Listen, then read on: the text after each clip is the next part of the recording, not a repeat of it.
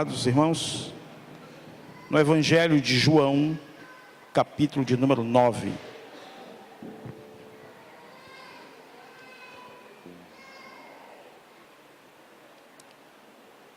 Evangelho de Jesus Cristo, segundo escreveu João, capítulo 9.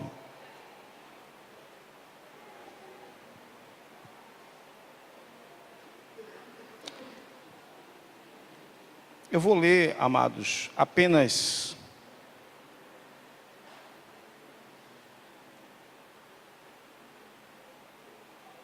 um versículo, que é o versículo de número 11, que diz assim: respondeu ele: o homem chamado Jesus fez lodo, untou-me os olhos e disse: vai ao tanque de Siloé e lava-te. Então eu fui, lavei-me e pude ver. Você pode dizer amém, meu irmão? Amém. Sente dando glória a Deus. Amém. Eu quero, queridos, abrir um parêntese na série de mensagens que estamos dando aqui sobre lições da vida de Israel, para falar hoje sobre o verdadeiro testemunho. Esse é o meu tema. Eu confesso a vocês que já falei sobre este assunto.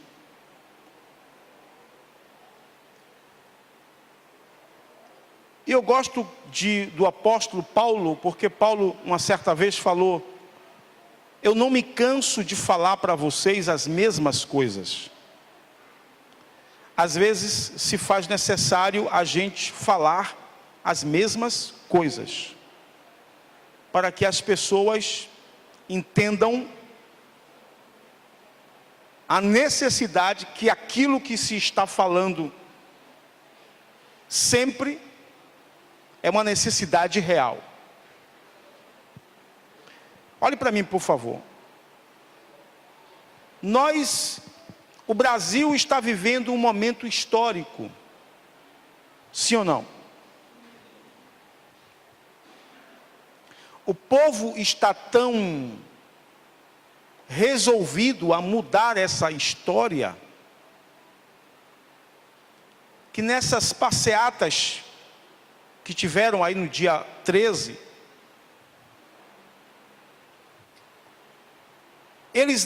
o povo não estava aceitando a aliança com partidos políticos, ou com outros, ou com políticos que representassem determinada ideologia ou determinado partido. Alguns políticos muito conhecidos do Brasil foram até vaiados em alguns movimentos desses, em alguns manifestos desses. O povo não cansou de um modelo de liderança corrupta, um modelo de liderança que suga o povo, que destrói o povo, injusto, que desdenha do trabalhador, que debocha do trabalhador. O povo está cansado. E no Brasil nós temos, portanto, uma crise de modelo. Existe uma crise de modelo em todas as esferas da sociedade. Mas existe também uma crise de modelo na igreja. Existe uma falta, uma ausência de pessoas que realmente foram transformadas pelo poder de Deus, cujas vidas vivem agora, são dedicadas agora para o reino de Deus. Você está me entendendo, meu irmão? Então está cada vez mais comum não existir entre nós, numa linguagem bem simples, os verdadeiros crentes. As pessoas que dão testemunho de que algo de Deus aconteceu em suas vidas.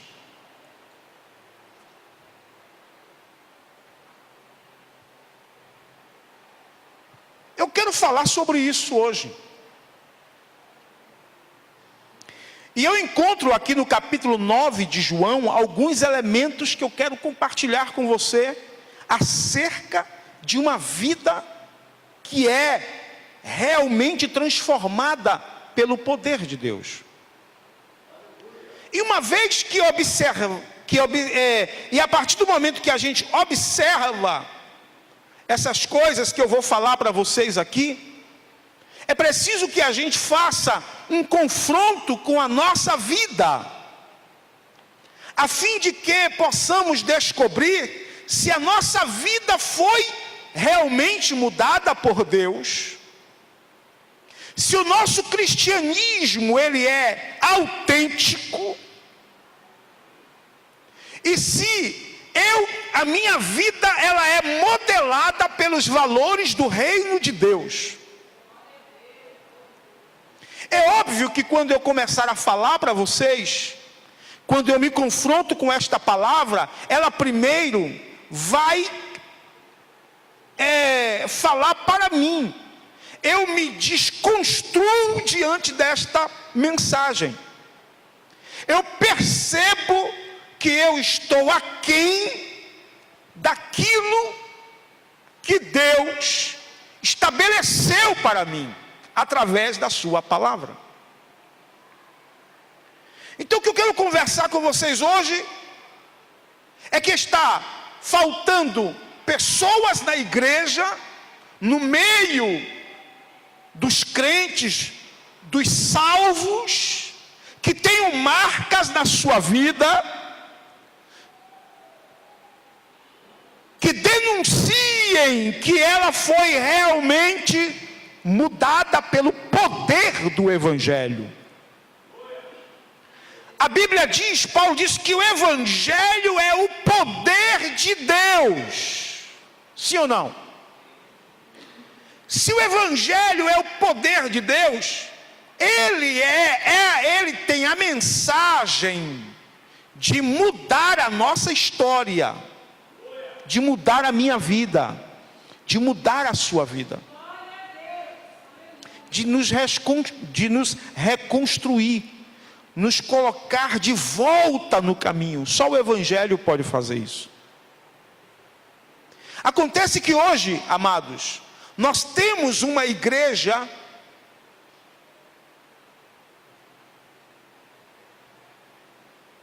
que vive um evangelho de ilusão.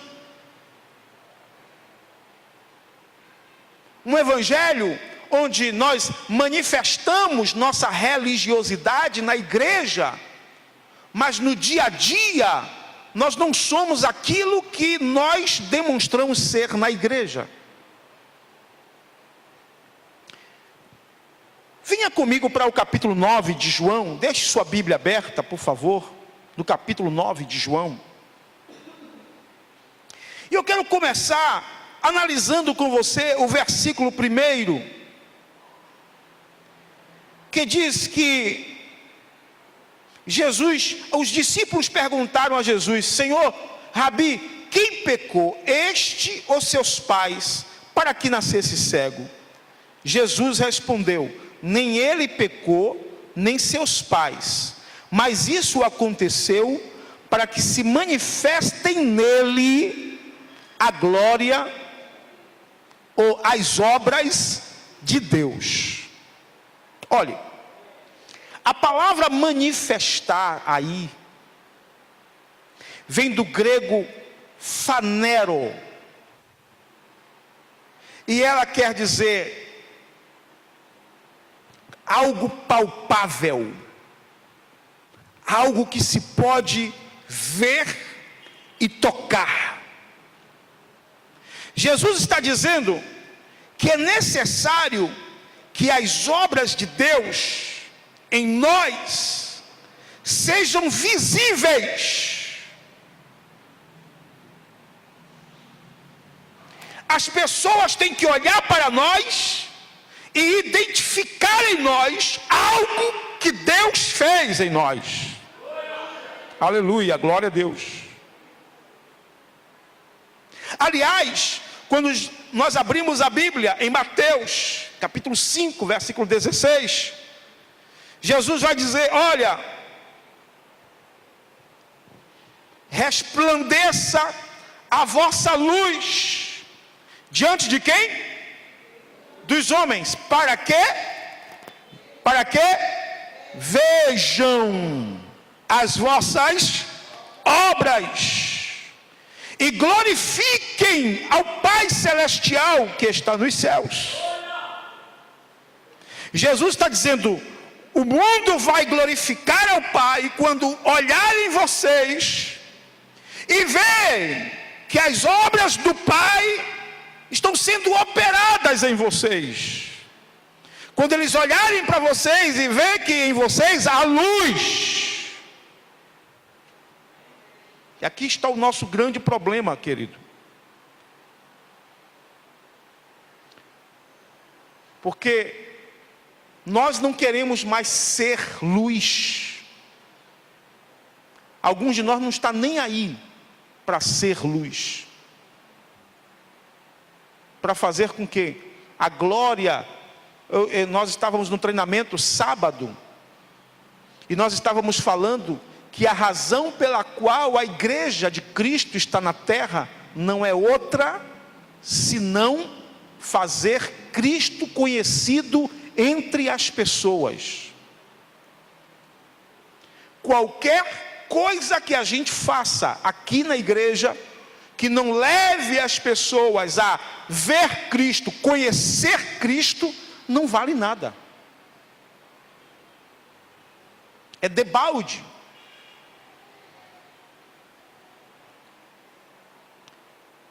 Agora, quando é que começa?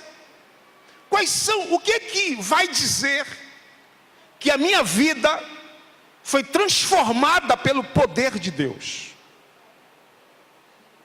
Primeiro, quando uma operação de Deus incomum acontecer em mim. E o que é essa operação incomum em nós? Quando você abre a Bíblia em João capítulo 16, se não me engano, versículo 8, Jesus vai dizer: o Espírito de verdade, que convence o mundo de quê? Do pecado, da justiça e do juízo. Jesus está falando de uma ação do Espírito Santo em minha vida, em sua vida, que leva eu e você a mudar de direção. Porque Ele vai me convencer de que eu sou um pecador e que preciso da graça de Deus. E uma vez que eu sou convencido pelo Espírito Santo de que eu sou pecador e que preciso da graça de Deus, é comum eu redirecionar a minha vida. Aleluia.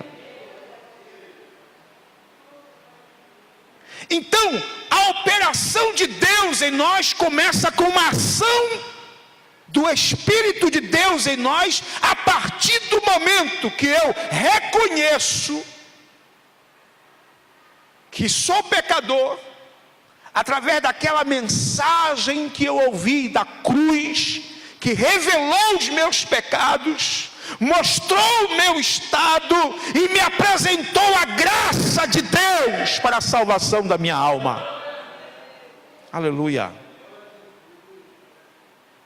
aqui começa a se processar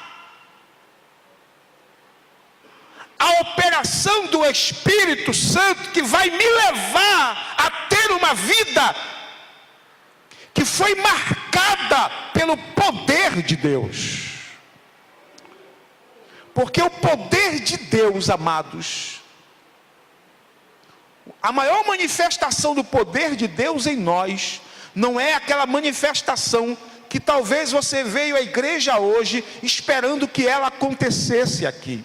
Se isso é bom, é maravilhoso, mas a maior manifestação do poder de Deus já está em você, a partir do momento em que você rendeu a sua vida a Jesus. A sua vida foi mudada, seus conceitos foram mudados, a sua história foi mudada, seu pecado foi perdoado, você recebeu paz, você recebeu vida, você recebeu esperança, você agora tem a convicção de que se você morrer hoje, você vai para o céu com Jesus. A Bíblia diz, no capítulo 9 de João, versículos 6 e 7, que Jesus cuspiu na terra, fez lodo e untou os olhos do cego. Olhe para mim, meu irmão. Jesus fez com esse cego o que ele não fez com nenhum outro. O que eu aprendo é que o operar de Deus em nossa vida é sempre incomum. A forma como Deus me alcança nunca vai ser a forma como Deus vai lhe alcançar. O que Deus vai operar na minha vida também não vai ser semelhante ou igual àquilo que Ele vai operar em você. Às vezes a gente fica bebendo assim, admirado com aqueles irmãos que tiveram um testemunho extraordinário, foram isso, foram aquilo, e conheceram o Evangelho, a vida foi mudada radicalmente. Só que você que nasceu num lar evangélico, foi criado num berço evangélico, mas que também entregou a sua vida a Jesus, também se sente perdoado dos seus pecados, se sente um cidadão dos céus, sente-se que também está marchando para o céu, que foi salvo em Jesus. Em você também se operou algo extraordinário do poder de Deus. Aleluia, glória a Deus. Você tem que entender, meu irmão, que a igreja é composta, Paulo disse, que agora não há nem gregos, nem bárbaros, nem judeus, todos somos a igreja. Aleluia. O sangue de Jesus Cristo, Ele nos coloca todos na condição de filhos de Deus, independente das experiências. Não é porque o irmão Ezequiel teve uma experiência mais profunda na sua conversão a Deus, que a minha experiência vai ser menor. Não, porque ele se tornou filho de Deus, eu também me tornei filho de Deus. Agora Deus vai operar em cada um de nós de acordo com a sua vontade.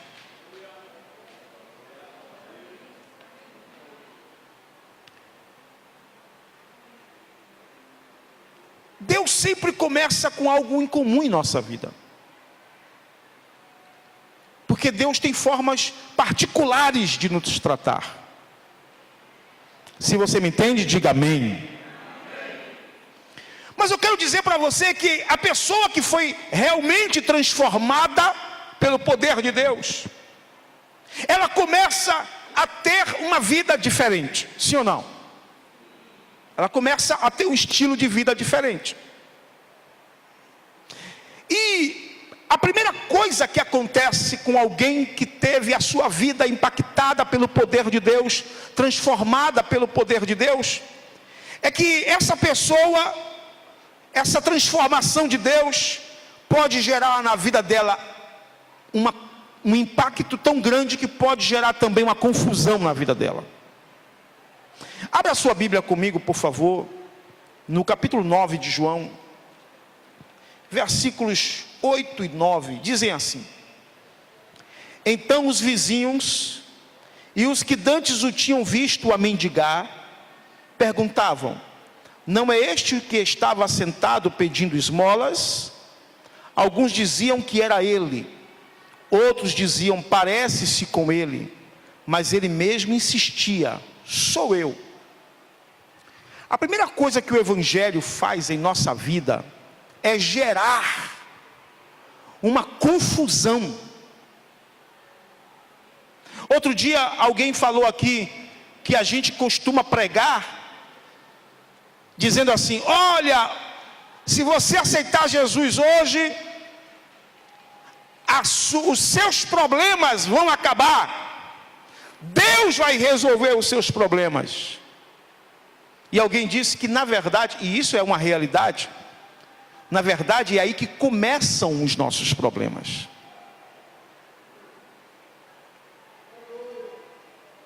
Por que começam os nossos problemas?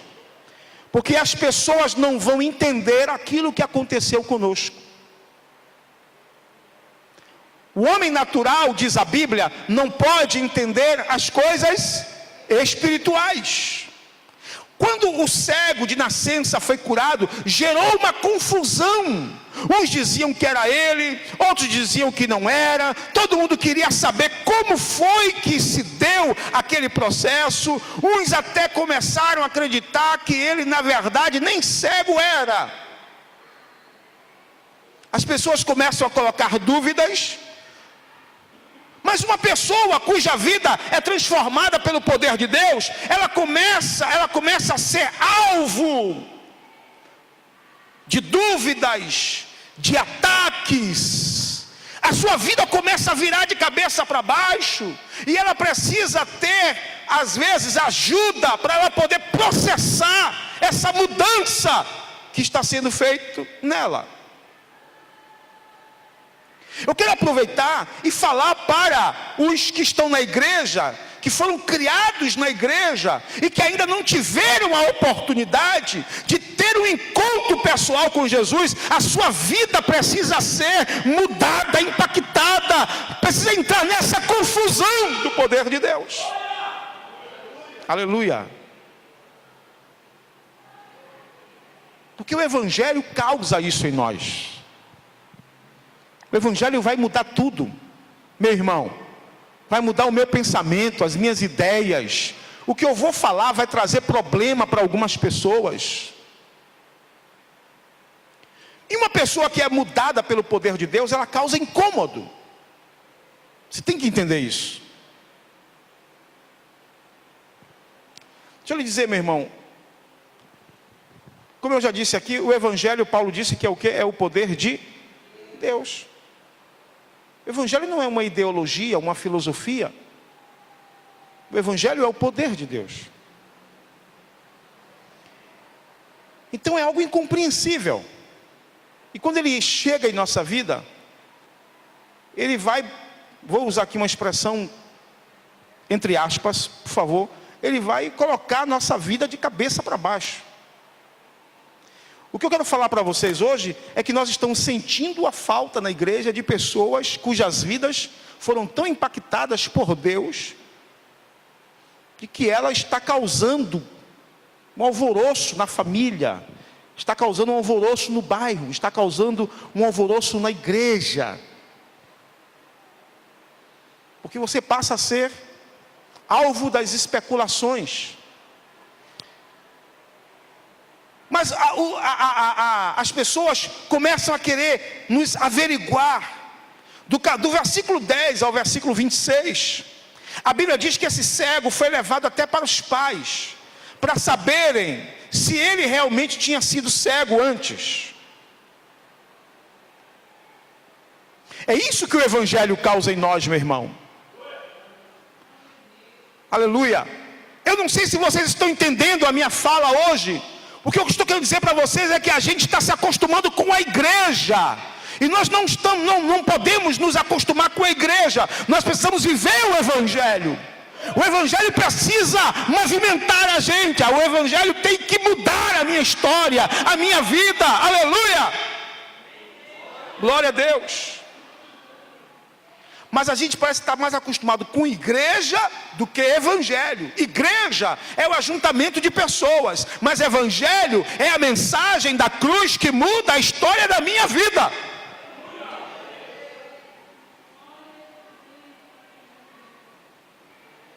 Uma coisa é você ser modelado pelo evangelho, mudado, transformado pelo evangelho. Outra coisa é você querer viver os ditames de uma igreja. A gente se acostuma demais com isso aqui. Isso aqui nos traz conforto. A gente até alivia a nossa consciência, porque a gente sai de casa, vem para a igreja, achando, ou para o templo, melhor dizendo, que a igreja somos nós. A gente vem para o templo, achando que isso aqui vai diminuir, vai tirar, a gente sai daqui com a sensação, eu fiz a obra de Deus. Eu fui para a igreja. Eu fui para o templo, estou saindo agora para fazer a obra de Deus. E qual foi a obra de Deus que ele foi fazer? Ele foi para o templo. Isso não é evangelho. Então o templo, a igreja, a organização, a instituição, às vezes, está tomando o lugar daquilo que o evangelho deve operar em nós.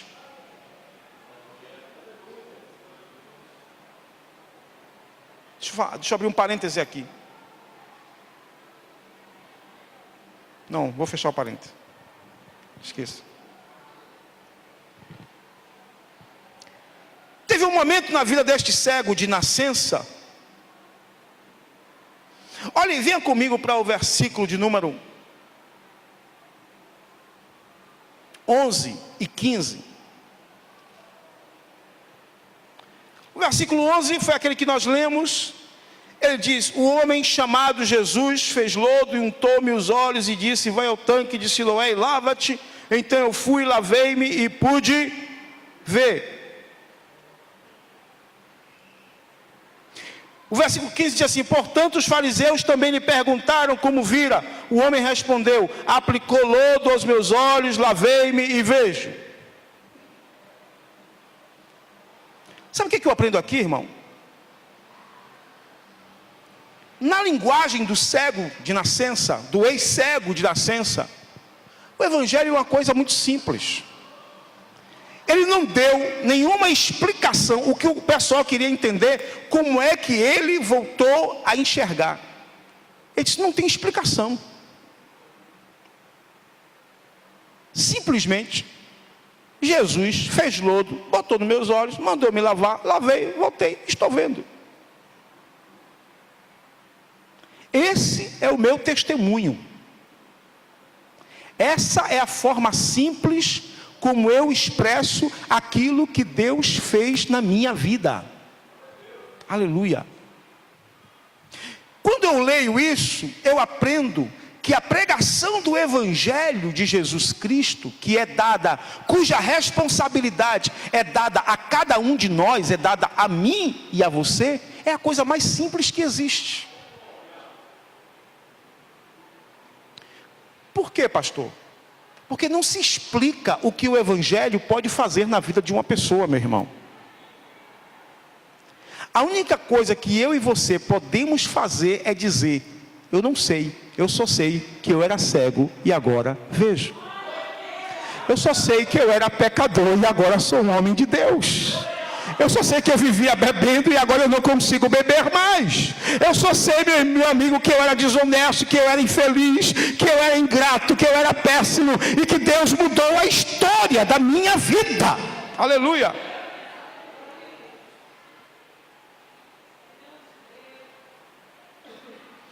eu tenho sentido falta na igreja desse testemunho simples, mas simples, no entanto, poderoso.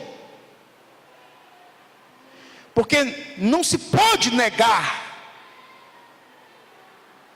A pessoa perguntou, especulou, mas ninguém podia negar que algo de Deus havia acontecido na vida do cego de nascença. Tem uma coisa aqui interessante, versículo 25 do capítulo 9. Diz assim: respondeu ele: se é pecador não sei, uma coisa sei, eu era cego e agora vejo. Mas se Jesus, olha, dê glória a Deus, porque esse homem aí era pecador. Olha, sabe o que eu aprendo aqui?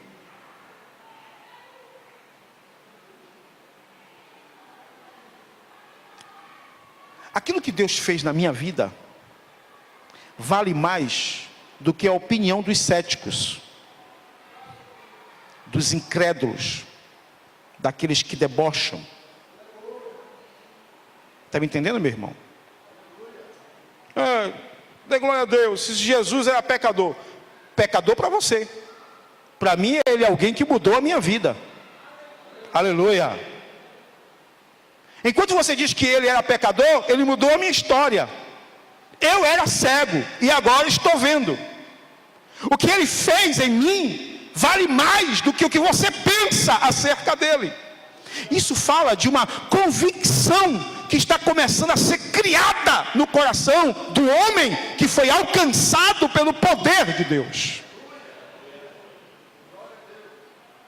E aqui que eu vejo, às vezes a igreja, existe uma debilidade de convicções na igreja, de crentes convictos.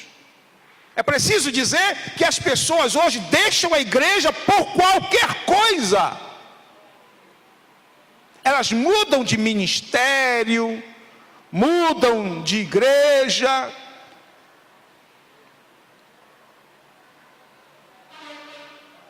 Porque elas são levadas pelas opiniões, pelas circunstâncias, pelas crises. Elas perderam os referenciais, elas perderam suas convicções. Aquele cara disse: olha, você pode dizer o que for de Jesus, para mim ele é o cara que abriu os meus olhos, para mim ele é o cara que me tirou da beira da estrada, para mim ele é o cara que mudou a minha vida. Aleluia, glória a Deus.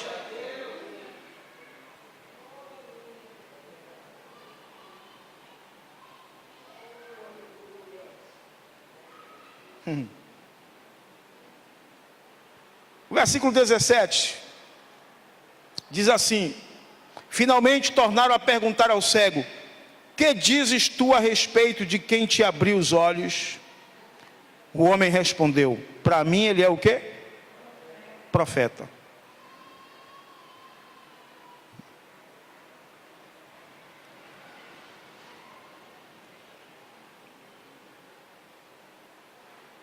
Para mim, ele é profeta. Irmão, eu acho isso lindo. Eu não sei o que é que vocês pensam dele. Eu não estou também preocupado com o que vocês pensam dele. Ele é profeta. Glória a Deus. Aleluia. Meu irmão, amado, querido irmão, o que é que você pensa de Jesus? O que é Jesus para você? Para algumas pessoas na igreja, olhe para mim, para algumas pessoas na igreja, Jesus é alguém que eu posso deixar a qualquer momento.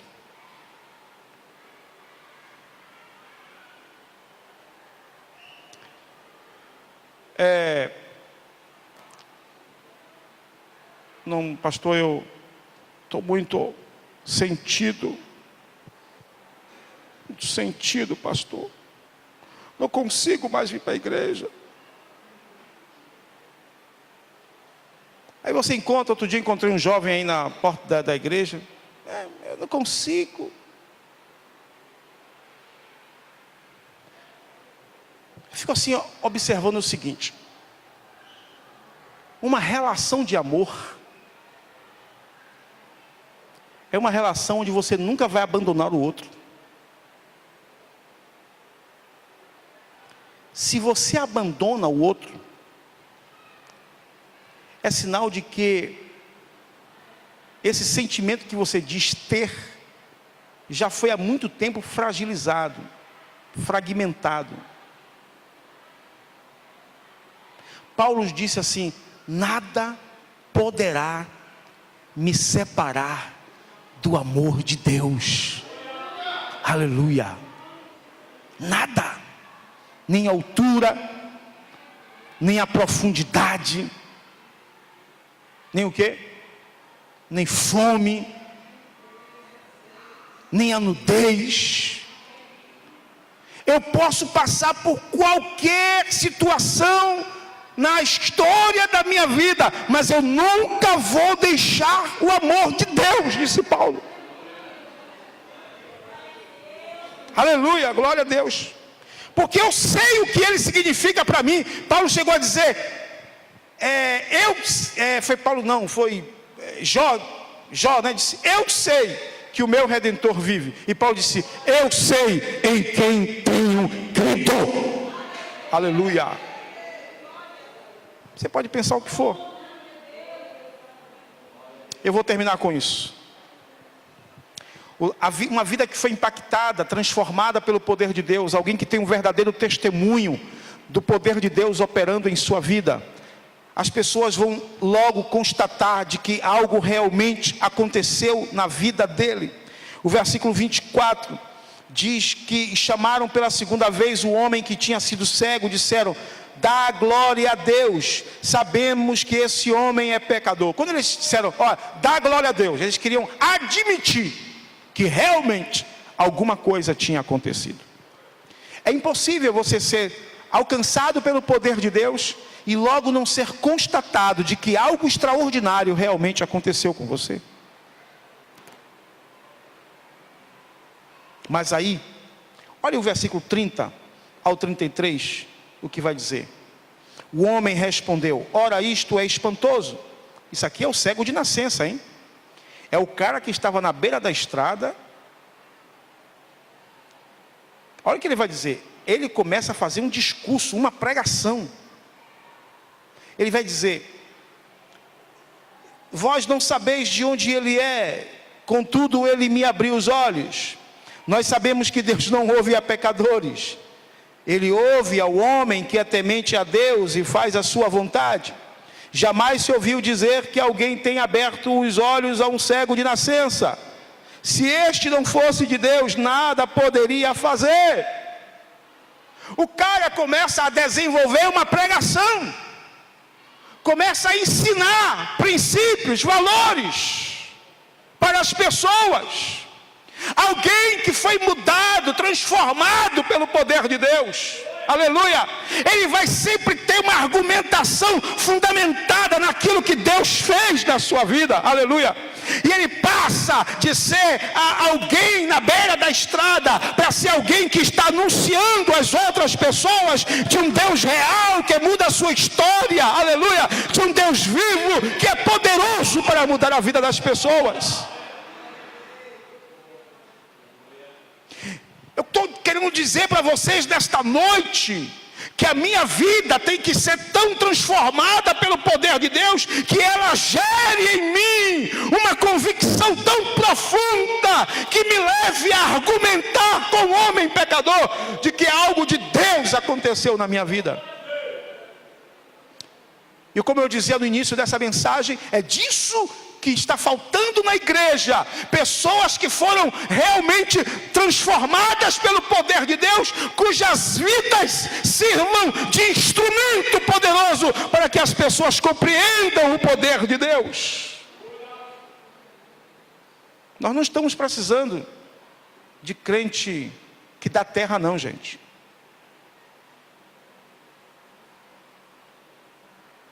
Nós estamos precisando disso não.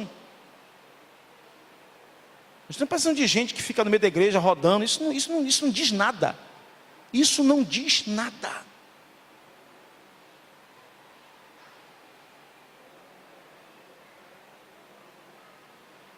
precisa de crentes que seja lá fora. Luz, poder de Deus, que tenha testemunho para dar para as pessoas não evangélicas, que seja luz para as pessoas, que marque a vida das pessoas.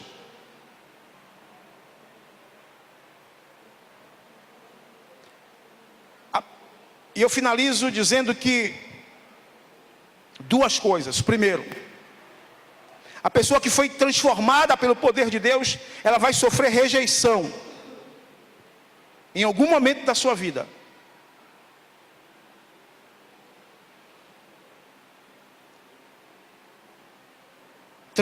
Versículo 34, diz assim: disseram eles, tu és nascido todo em pecado e nos ensina a nós, e o expulsaram. Nós não queremos você aqui.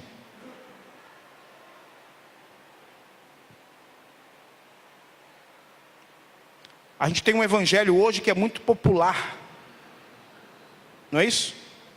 O evangelho das luzes, dos holofotes, o evangelho dos artistas, o evangelho do besteirol, da babaquice, nas redes sociais, na internet, das frases mal construídas, das frases vazias, das letras de músicas que não dizem nada.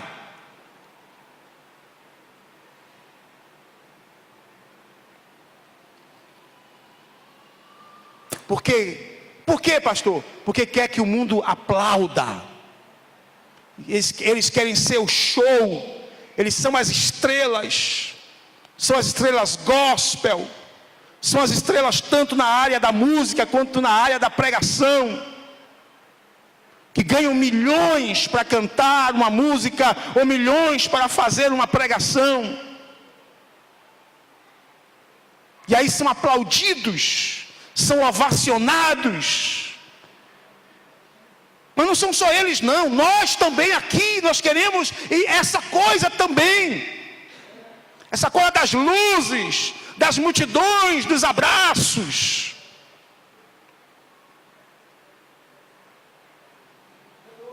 Quando o verdadeiro evangelho nos coloca na contramão da sociedade, da vida,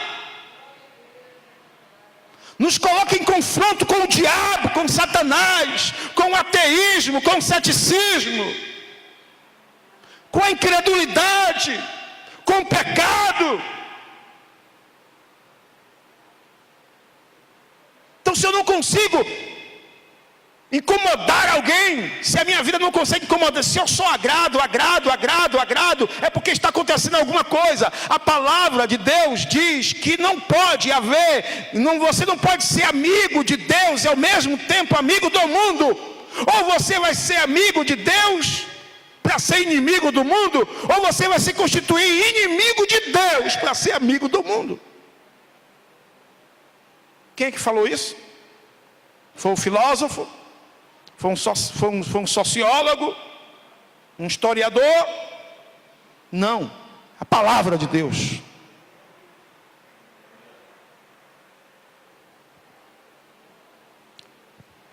E por fim, Jesus encontrou este homem no templo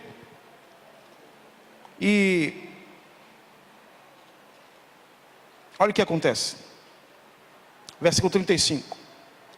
Jesus ouviu que o tinham expulsado. Olha só que coisa linda. Jesus ouviu que o tinham expulsado. Eu acho isso lindo. Jesus soube. Jesus foi lá. E quando o encontrou, perguntou: crês tu no Filho do Homem? Perguntou o homem: quem é ele, Senhor, para que eu nele creia? Jesus disse: tu já o viste, e é aquele que fala contigo. Aleluia. Disse o homem: creio, Senhor, e o adorou. Aleluia.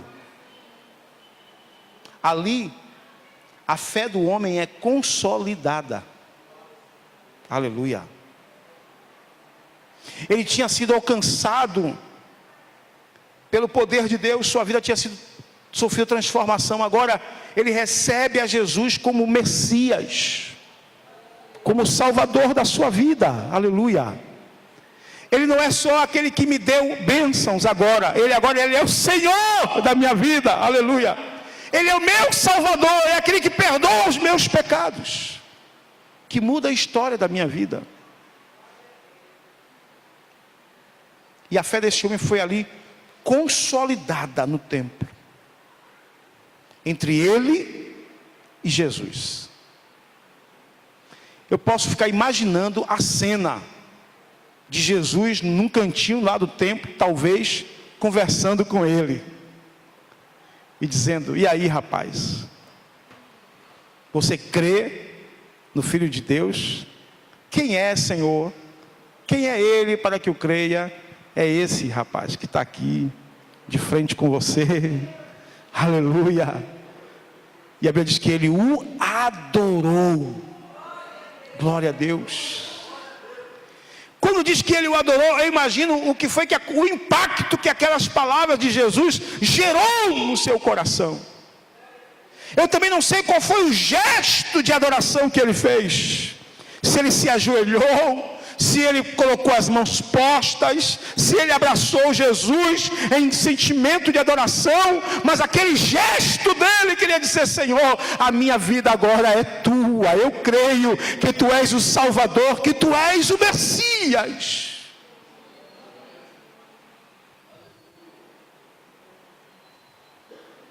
É isso que nós precisamos. A nossa vida, ela precisa ser radicalmente mudada pelo poder de Deus. E ela não pode ser resultado de uma religiosidade.